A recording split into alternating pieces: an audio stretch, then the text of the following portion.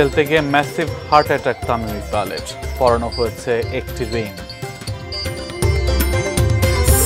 সন্দ্বীপে ferry service চালু, দেশের অগ্রগতির নেতৃত্বে থাকবে সন্দ্বীপ, আশা প্রধান উপদেষ্টার। এবং টেকনাফ সীমান্তে একের পর এক জেলে অপহরণে বাড়ছে আতঙ্ক।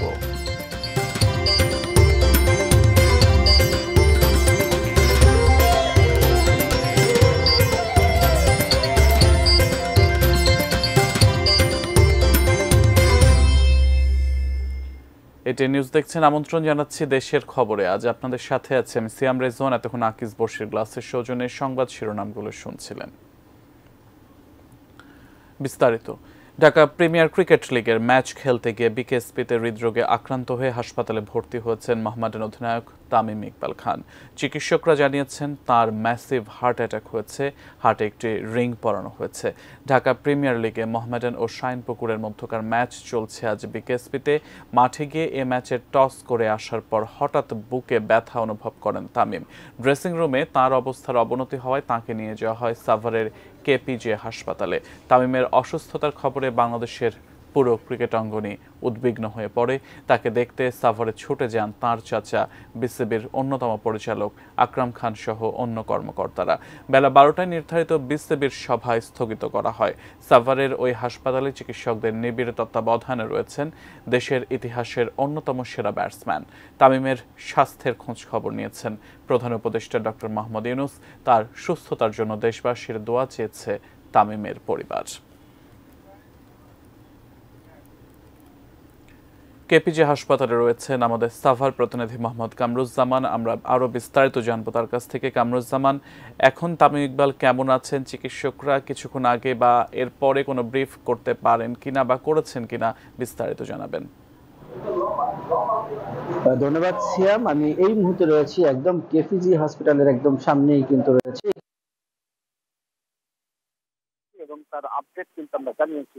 এই মুহূর্তে যে আপডেট আমরা জানতে পেরেছি, যেটা আমি কিছুক্ষণ আগেই কিন্তু আমি এখানকার বিসিবি যিনি ডাক্তার দেবাশিস, তার সাথে কিন্তু কথা বলেছি। তিনি আমাদেরকে জানিয়েছেন যে এই তামিম কিন্তু এখন আগে থেকে অনেকটাই ভালো এবং অনেকটাই সুস্থ রয়েছে বলে আমাদেরকে জানিয়েছে। তার পরিবারের তার স্ত্রী, তার আইসিসি তার সাথে কথা বলেছে এবং ডাক্তার দেবাশিস আরো অনেক কিছু আমাদেরকে জানিয়েছে। যেমনটি তিনি একটা বিষয় আমাদেরকে জানিয়েছেন যে আমরা জিজ্ঞেস করা যে তিনি এখান থেকে হস্তান্তর করা হবে কিনা এবং তার কি অবস্থা সর্বশেষ। তো তিনি আমাদেরকে যেমনটি জানিয়েছে যে এই মুহূর্তে তাদের কোনো আপাতত সিদ্ধান্ত নেই, যেহেতু 24 ঘন্টা না যাওয়া পর্যন্ত এখান থেকে তাকে হস্তান্তর করা বা কোথাও নেওয়া বা এরকম সিদ্ধান্ত এখন পর্যন্ত হয়নি। তবে যেহেতু সে আগের তুলনায় অনেকটাই ভালো, সেক্ষেত্রে এখন পর্যন্ত তারা সিদ্ধান্ত সন্ধান করে তারা আমাদেরকে আরো জানাবে যে এবং কি অবস্থা সর্বশেষ তিনি কিন্তু জানাবেন। এর মধ্যে একটা বিষয় আপনাদেরকে জানিয়ে রাখি যে আমরা দেখেছি বিসিবির বিভিন্ন নেতাকর্মীরা এবং উচ্চ পর্যায়ের খেলোয়াড় নেতারা তারা কিন্তু এখানে এসেছে এবং খেলোয়াড়রা কিন্তু প্রতিনিয়তই আসছে এবং তার সাথে কথা বলছে এবং দেখা করছে তার পরিবারের লোকজনের সাথে। এবং তারা যে এই যে তার অসুস্থতায় কিন্তু এখন পুরো খেলোয়াড় অঙ্গন কিন্তু এখন উদ্বিগ্ন এবং শঙ্কায় যে আসলে কি অবস্থা হবে, এখন অনেকটাই উদ্বিগ্ন। তবে আমরা ডাক্তারের সাথে কথা বলেছি, ডাক্তার আমাদেরকে জানিয়েছে যে তার যে এই যে উন্নতিটা, তার যে আগের থেকে এখন যে অনেকটাই ভালো, তো সেই সংবাদ তিনি আমাদেরকে জানিয়েছেন কিছুক্ষণ আগেই। এই ছিল আমার কাছে সর্বশেষ কেটিভি হাসপাতাল থেকে। আমরা ফিরে যাচ্ছি স্টুডিওতে। আমার কাছে সিয়াম। মোহাম্মদ কামরুজ্জামান, আপনি সঙ্গেই থাকুন। পরবর্তীতে আবারও নিশ্চয়ই আপনার সাথে আমরা যুক্ত হব। ক্রিকেটার তামিম ইকবালের স্বাস্থ্যের সর্বশেষ খবর আমাদেরকে জানাচ্ছিলেন সাভার প্রতিনিধি মোহাম্মদ কামরুজ্জামান। সন্দ্বীপে ফেরি সার্ভিস চালু হলো। দুপুরে প্রধান উপদেষ্টা ডক্টর মোহাম্মদ ইউনূস ঢাকা থেকে ভার্চুয়ালি যুক্ত হয়ে বহুল প্রতীক্ষিত এ ফেরি চলাচলের উদ্বোধন করেন। সামনে সন্দ্বীপকে নৌ বন্দর ঘোষণার উদ্যোগ চলছে বলেও জানান তিনি। প্রকৃতি প্রদত্ত অপার সম্ভাবনার ভূখণ্ড সন্দ্বীপ বাংলাদেশের অগ্রগতিতে বড় অবদান রাখছে বলে বাসিন্দাদের প্রতি কৃতজ্ঞতা জানান প্রধান উপদেষ্টা। বিশেষ করে সেখানকার রেমিটেন্স যোদ্ধাদের অবদানের কথা তুলে ধরেন তিনি। সন্দ্বীপ সহ দেশের সকল দ্বীপ নিয়ে সরকার বড় পরিসরে ভাবছে বলেও জানান। তার সরকারি বাসভবন যমুনা থেকে ভিডিও কনফারেন্সের মাধ্যমে বক্তব্য রাখেন প্রধান উপদেষ্টা।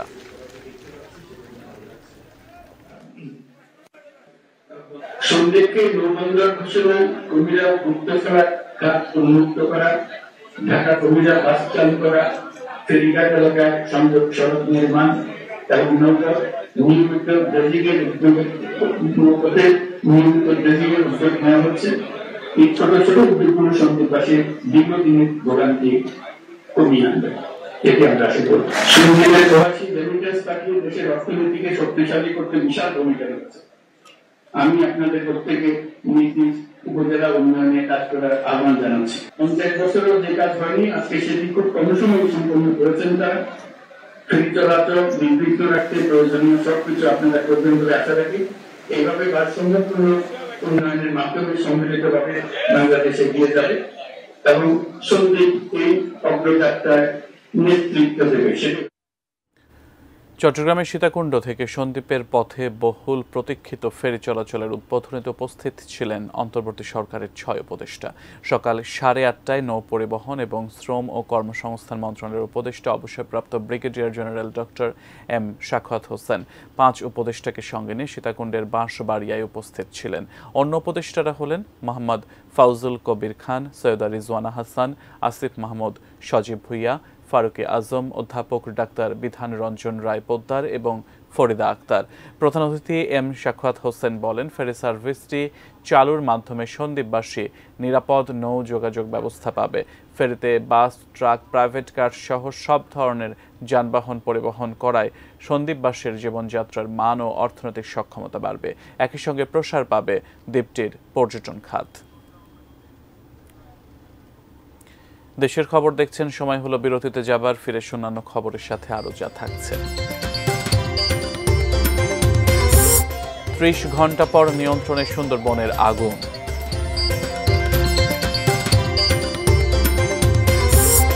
আনন্দ নয়, জেলে পরিবারের দুশ্চিন্তা হয়ে আসছে ঈদ।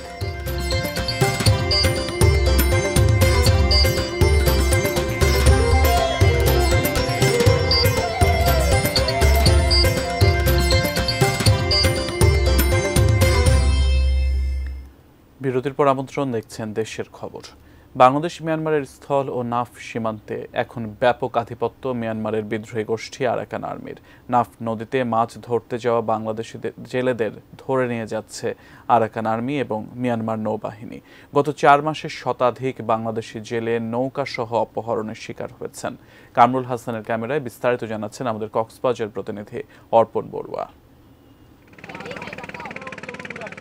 বাংলাদেশ মিয়ানমারের 171 কিলোমিটার সীমান্তের মধ্যে নাফ সীমান্ত 63 কিলোমিটার। এই নদীর মোহনা বঙ্গোপসাগরে। মিয়ানমারের সরকারি বাহিনী ও বিদ্রোহী গোষ্ঠীর মাঝে চলমান যুদ্ধ পরিস্থিতিতে নাফ সীমান্ত জুড়ে এখন ভীতিকর পরিবেশ। গত 4 মাসে নাফ নদী ও বঙ্গোপসাগর থেকে শতাধিক বাংলাদেশি জেলেকে নৌকাসহ ধরে নিয়ে গেছে বিদ্রোহী গোষ্ঠী আরাকান আর্মি ও মিয়ানমার নৌবাহিনী। এর মধ্যে 6 মার্চ সেন্ট মার্টিন দ্বীপের অদূরে সাগরে মাছ ধরার সময় 6টি ট্রলার সহ বাংলাদেশি 56 জেলেকে ধরে নিয়ে যায় মিয়ানমার নৌবাহিনী। গত 11 ফেব্রুয়ারি 4 জন, 20 ফেব্রুয়ারি 4টি মাছ ধরার নৌকা সহ 19 জন এবং গত বছরের 5 নভেম্বর নাফ নদীর নাইক্ষুংদিয়া মোহনায় মাছ ধরার সময় 17টি নৌকা সহ 20 জেলেকে অপহরণ করে আরাকান আর্মি। আরাকান আর্মি আইদতিল জেলে গই আর তেরু আছে তখন বারা হন আর গুটি নাই বর্মাল জেলে গই আর দেশের প্রশাসন আছে তারা জেনে পারে না আর উদ্ধার করি বলে আশা ভরসা আছে আপনারা দ্বারা শেষ ভরসা। সরকারের কাছে আমার একটা রিকোয়েস্ট, এই ধরনের অপহরণ যেন না চলে। আরাকান আর্মি বড় বড় ট্রলারগুলি যেগুলো নিয়ে গেছে ওইগুলো যখন নিয়ে যাচ্ছে লোকজনগুলো নিয়ে গেছে, তাও আমাদের একটু বৈবৃত্তি থাকে। উদ্বেগ উৎকণ্ঠায় থাকা জেলেরা যেতে পারেন না নাফ নদী বা সাগরে। প্রায়ই বন্ধ হয়ে যায় তাদের মাছ ধরা। সমাধানে আরাকান আর্মির সাথে যোগাযোগ স্থাপনের পরামর্শ নাগরিক সমাজের এই প্রতিনিধির। সতর্ক থাকতে হবে জলসীমা অতিক্রম না করারও। অনেক সময় না জেনে ভুলে কিন্তু জলসীমা ক্রস করে মায়ানমারের বর্ডারে চলে যায়। এই জন্য কিন্তু অনেক সময় মায়ানমারের জান্তা বাহিনী বলেন ওইখানকার আরাকান আর্মির এই সুযোগটা দিচ্ছে। তারপরও যেহেতু আমাদের নেইবারে ওরা কন্ট্রোলে, যে এদের সাথে একটা আনঅফিশিয়ালি একটা যোগাযোগ করা যেতে পারে। গত 15 মার্চ নাফ নদী থেকে বিভিন্ন সময়ে ধরে নিয়ে যাওয়া 26 জেলেকে আরাকান আর্মির কাছ থেকে ফেরত আনে বিজিবি। অর্পণ বড়ুয়া, এটিএন নিউজ, কক্সবাজার। আবারও বিরতিতে যাচ্ছি, খানিক বাদে ফিরছি, সঙ্গেই থাকুন।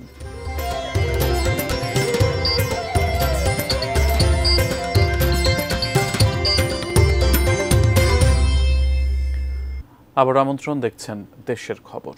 সুন্দরবনের গুশিয়াখালীতে লাগা আগুন প্রায় ৩০ ঘন্টা পর নিয়ন্ত্রণে এসেছে। আগুন লাগার কারণ তদন্তে ৩ সদস্যের কমিটি করেছে বন বিভাগ। বেলা ৩টার দিকে আগুন নিয়ন্ত্রণে আসে বলে জানান চাঁদপাই রেঞ্জের সহকারী বন সংরক্ষক দীপন চন্দ্র দাস। গতকাল সকাল 10টার দিকে পূর্ব সুন্দরবনের চাঁদপাই রেঞ্জের ধানসাগর স্টেশনের গুশিয়াখালী টহল ফাঁড়ি এলাকায় আগুন লাগার খবর পায় বন বিভাগ। পরে ড্রোন ও জিপিএস ট্র্যাকিং করে আগুনের অস্তিত্ব শনাক্ত করেন ফায়ার সার্ভিস কর্মীরা। এরপর থেকে আগুন নিয়ন্ত্রণে ভিটিআরটি, সিপিজি ও টাইগার টিমের লোকদের নিয়ে সেখানে ফায়ার লাইন তৈরির কাজ শুরু করে বন বিভাগ। রাত থেকে মরা ভোলা নদী থেকে প্রায় ৩ কিলোমিটার এলাকাটিতে পানি ছিটানো শুরু করে ফায়ার সার্ভিস ও বন বিভাগ। তবে দুর্গম এলাকা এবং অতিরিক্ত বাতাস ও ধোঁয়ার কারণে আগুন নিয়ন্ত্রণে সময় বেশি লাগে বলে জানান বন কর্মকর্তারা। দর্শক, আপনারা শুনছিলেন সুন্দরবনের গুশিয়াখালীতে লাগা আগুন কিছুক্ষণ আগে নিয়ন্ত্রণে এসেছে। এ বিষয়ে আরো বিস্তারিত জানাতে যুক্ত হচ্ছেন আমাদের মোংলা প্রতিনিধি মোহাম্মদ নিজামুদ্দিন। পূর্ব সুন্দরবনের জিহুদরা স্টেশনের ধানসাগর এলাকার গুলশাখালী লাগা আগুন আজ দুপুরে নিয়ন্ত্রণে এসেছে বলে জানিয়েছেন বন বিভাগ। সুন্দরবন পূর্ব বন বিভাগের বিভাগীয় বন কর্মকর্তা কাজী নুরুল করিম জানান, আগুন লাগা ঘটনার পর থেকেই গতকাল সকাল থেকে আজ দুপুর পর্যন্ত সুন্দরবনের বন বিভাগের সকল কর্মকর্তা কর্মচারী এবং ফায়ার সার্ভিস টানা 18 ঘন্টা প্রচেষ্টার পর এই আগুন নিয়ন্ত্রণে নিয়ে এসেছে। কি পরিমাণ গাছপালার ক্ষতি হয়েছে তা এখনো পর্যন্ত নিরূপণ করা সম্ভব হয়নি বলে জানিয়েছেন এই কর্মকর্তা। তবে তিনি জানিয়েছেন যে যাতে করে এই আগুন নিয়ন্ত্রণে পুরোপুরি আসার পরেও এখন সেখানে বন বিভাগের কর্মকর্তা কর্মচারী রয়েছেন, যাতে করে আগুন আর বিস্তৃতি না ঘটে এবং কোথাও ধোঁয়া দেখা গেলে সেখানে তারা পানি দিয়ে স্প্রে করছেন যাতে করে আর কোনো সমস্যা না থাকে। এদিকে এই ঘটনার জন্য, আগুন লাগার এই ঘটনার জন্য 3 সদস্যের একটি কমিটিও গঠন করা হয়েছে বলে জানিয়েছেন বিভাগীয় কর্মকর্তা। তবে এর আগে গত শনিবার যে কলমতলী তেজি এলাকায় যে আগুন লেগেছিল সে আগুনও এখন পুরোপুরি একেবারে নিভে গেছে বলে জানিয়েছেন তিনি। এই ছিল মোংলা থেকে সুন্দরবনের আগুনের সর্বশেষ অবস্থা। দেশের খবর ছিল পর্যন্ত। এতক্ষণ সাথে থাকার জন্য ধন্যবাদ সবাইকে।